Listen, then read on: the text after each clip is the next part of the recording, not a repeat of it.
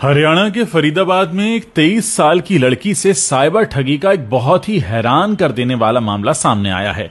Cyber ठग ने लड़की को 17 दिनों तक घर के अंदर बंद रहने पर मजबूर कर दिया। कहीं आपके साथ ऐसा ना हो, इसलिए इस घटना को पूरा ध्यान से सुनिए। इसे डिजिटल अरेस्ट का नाम भी दिया जा रहा है। इस दौरान ठगों ने लड़की से 2.5 लाख रुपए भी हड़प लिए। पीड़िता ने बताया कि घटना की शुरुआत 12 अक्टूबर को हुई, जब लखनऊ से उसके पास एक कॉल आया। इसके बाद वो ठगों के झांसे में ऐसा फंसी कि खुद के घर में ही कैद होकर रह गई। आपको बता दें कि साइबर ठगी का शिकार हुई लड़की का नाम अनन्या है, फरीदाबाद की रहने वाली है। एक इंटरव्यू में अनन्या ने बताया कि सब कुछ ठीक चल रहा था। इस बीच 12 अक्टूबर को उसके पास एक कॉल आया। कॉल करने वाले ने कहा कि वो लखनऊ कस्टम ऑफिस से बोल रहा है और आपके आधार कार्ड के जरिए एक पार्सल कंबोडिया भेजा जा रहा है। इसमें कुछ पासपोर्ट हैं और एटीएम कार्ड भी हैं।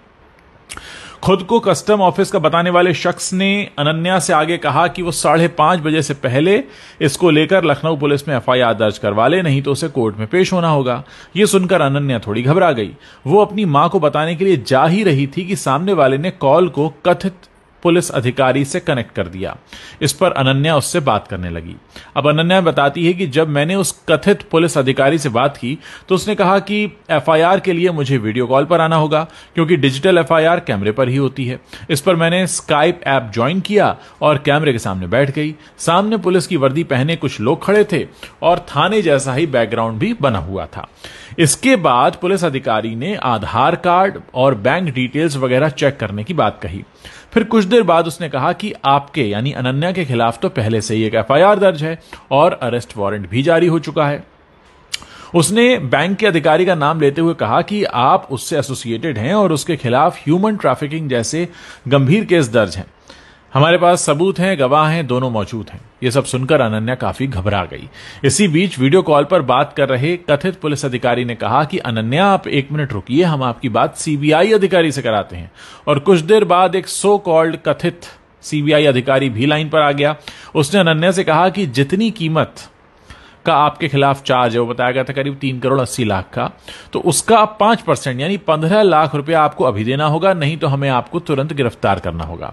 जब अनन्या ने इतने पैसे देने में असमर्थता जताई तो उसने कहा कि अब हम आपको डिजिटल अरेस्ट कर रहे हैं। इस दौरान आप अपना स्काइप बंद नहीं करेंगी, 24 घंटे हमारी निगरानी में रहेंगी, कैमरा ऑफ कर सकती हैं, लेकिन हम आपकी आवाज सुनते रहेंगे।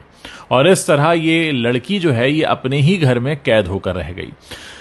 मतलब मामला यह था कि अनन्या ने जब अपने घर वालों को इस बारे में बताने के लिए कहा तो कॉल पर मौजूद जो शख्स था उसने सख्त लहजे में मना कर दिया। उसने कहा कि हम आपकी मदद कर रहे हैं, आपको इस बारे में किसी से बात करने की जरूरत नहीं है, यह बहुत गोपनीय मामला है।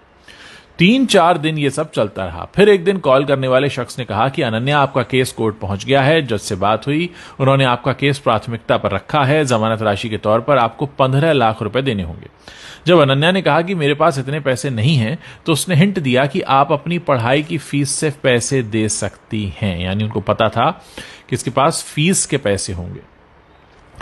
अब इसको लेकर अनन्या का कहना है कि पता नहीं कैसे उन लोगों को ये बात पता चल गई कि मैं पढ़ाई के लिए कनाडा जाने वाली हूं। इसके बाद उन्होंने फ्रॉड बेल का झांसा दिया, तो घबराहट में मैंने 2.5 लाख रुपए उनको ट्रांसफर कर दिए। ये पैसे हॉस्टल की फीस और पढ़ाई के लिए रखे गए थे। बाद में जब और प्रेशर आया तो ये कहा गया कि अपने पापा के क्रेडिट कार्ड से पैसे भेजो, दोस्तों से मांगो, कहीं और से भेजो, लेकिन मैं टालम टोल करके किसी तरह उनकी बात काटती रही।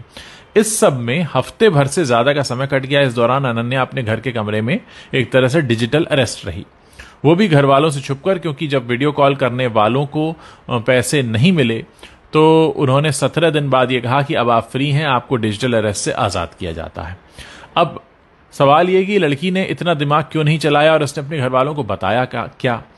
अनन्या की जो मां है उसने ये कहा है कि पिछले कुछ दिनों से मेरी बेटी लैपटॉप 24 घंटे अपने साथ लेकर चलती थी, खाते पीते सोते जागते हर जगह वो ऑनलाइन रहती थी। हमें नहीं पता था कि उस पर निगरानी रखी जा रही है।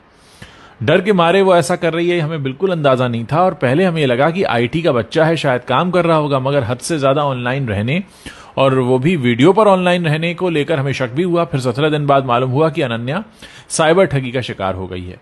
अनन्या की मां कहती हैं कि दोषियों पर कड़ी कार्रवाई होनी चाहिए। जिस तरह मेरी बच्ची मेंटली टॉर्चर हुई है, किसी और का बच्चा ना हो। फिलहाल पुलिस ने केस दर्ज करके जांच शुरू कर दी है। दोस्तों, ये अपनी तरह का अनोखा मामला है जिसमें डिजिटल अरेस्ट किसी को किया गया। मैं चाहता हूं कि इस वीडियो को आप ज्यादा से ज्यादा लोगों के साथ शेयर करें ताकि ज्यादा से ज्यादा लोगों के पास ये सूचना पहुंचे और ये लोग जो इतने शातिर हैं किसी और के साथ इस खतरनाक काम को अंजाम ना दे पाएं। जितना ज्यादा हो सकता है इस वीडियो को शेयर कीजिए। व्हाट्सएप पर शेयर कर सकते हैं, फेसबुक पर शेयर कर सकते हैं, टेलीग्राम पर शेयर कर सकते हैं, अपने दोस्तों के ग्रुप्स में भेज सकते हैं। लोगों को बताइए कि ये सब भी चल रहा है।